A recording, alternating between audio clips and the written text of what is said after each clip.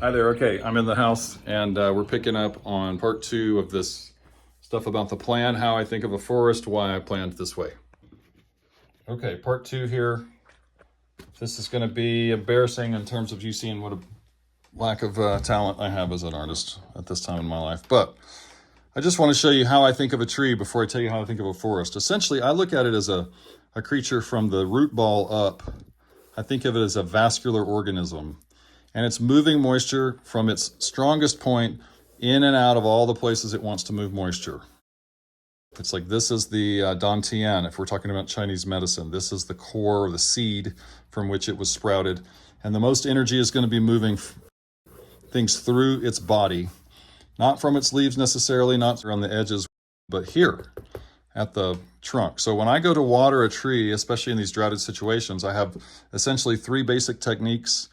85% of the water goes right at the edge of the trunk in a drip bucket because I want the root ball, this area that I call the seed or the core, to get the most moisture. And I want it to get rehydrated at a pace that is lushifying. I don't want to flood it. I want to go drip, drip, drip, drip, drip, drip, drip for an hour or 2 hours. With the buckets, I can quantify how much water I'm actually putting on the tree. And what I'm finding is that about 100 gallons is a good magic starting point for most trees in droughted situations. When you get to big trees, 200 gallons, 250 even in total application. So about 85% here through this bucket trickle. That gets the moisture moving through what I consider to be the vascular intelligence of this organism, this other species of life.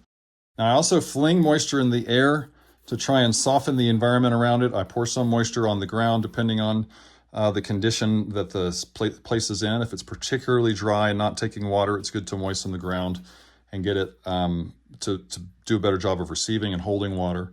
And so those are the 2 techniques, essentially pouring water in strategic places and flinging water in the air. If you have air pressure, you can use a nozzle to do these things.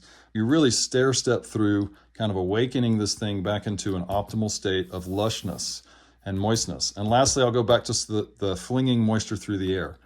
Leaf stomata, what all these dots represent, can move something like 80% of the moisture in the atmosphere, which essentially means they can control the weather when they have the resource, biophysically speaking. And so moistening leaf stomata, getting them cleansed of dust and things that accumulate in droughts is a great idea. We can talk about more at length later, but it's probably where the least amount of water goes is onto the stomata.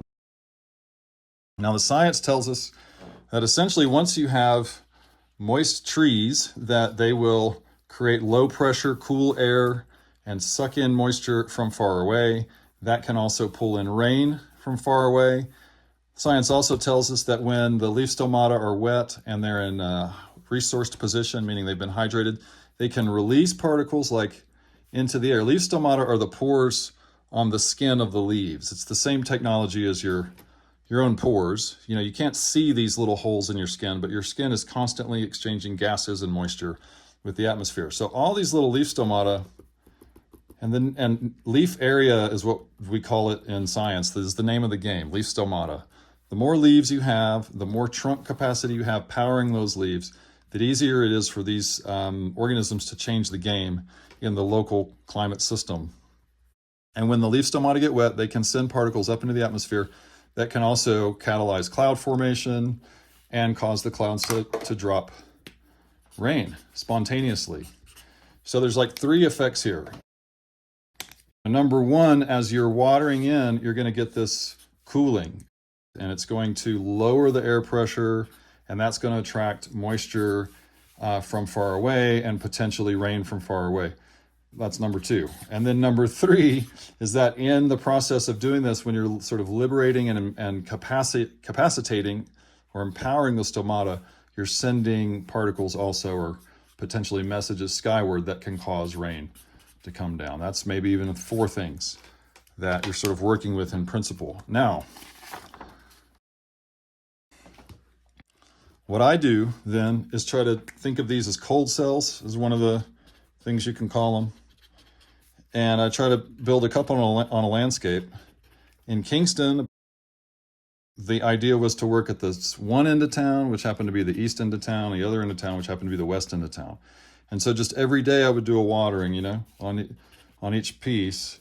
And by the time I got to the sort of the 6th watering, I had transformation. By the time I got to the 8th watering, I had, no doubt that we were going to have some sort of rain. Yeah, that's right, the 8th watering. And then after the 10th watering, I was worried. But transformation at 6, confidence at 8, and then at 10, it was like, well, it looks powerful, but it's not happening yet. And that's just my human insecurity really jumping in. So it worked perfectly. We'll tell that story in another video. But back to where we were on this idea of all the things that happen when you make these forest groves lush. What I'm talking about is doing 2 cold cells, just 2 poles, so they can circulate moisture between themselves. Because what naturally happens inside of the system as you do 1 tree, it starts to share its moisture. You do 2 trees in there, and you get this overlapping effect, and that causes the whole thing to be more powerful in a net positive way. If you get 2 cold cells going, right, then they can sort of cycle over the land, and that's when we're talking systemic effects.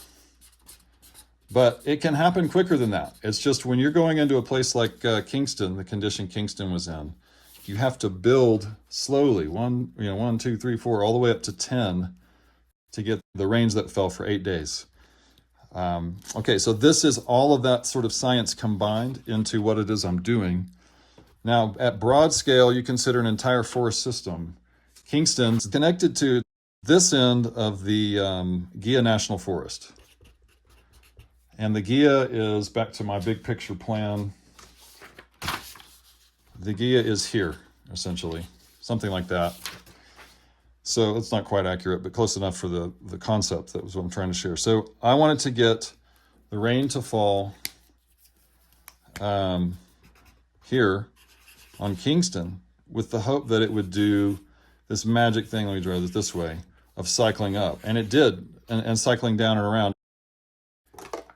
This is drawn according to what I thought the system would do. We're coming in from west to east, usually. But what was amazing about Kingston, back to the first video and the segment I showed on the wind shifting east to west, is that Kingston went the other way. It pulled in moisture all the way from the Gulf of Mexico. And so it actually came this way. The winds and the rains came from the east and came across these forests.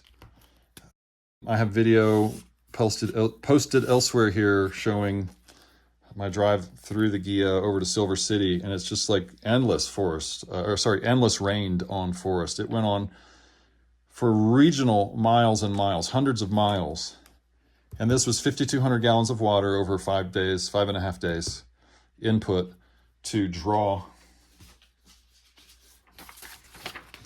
in to both of my cold cells this effect. And what's phenomenal about that is you can see it in the satellite images, that's in fact what happened. Everything was drawn up into my area, it appears, and the rest is history from there. They got 8 days of rain.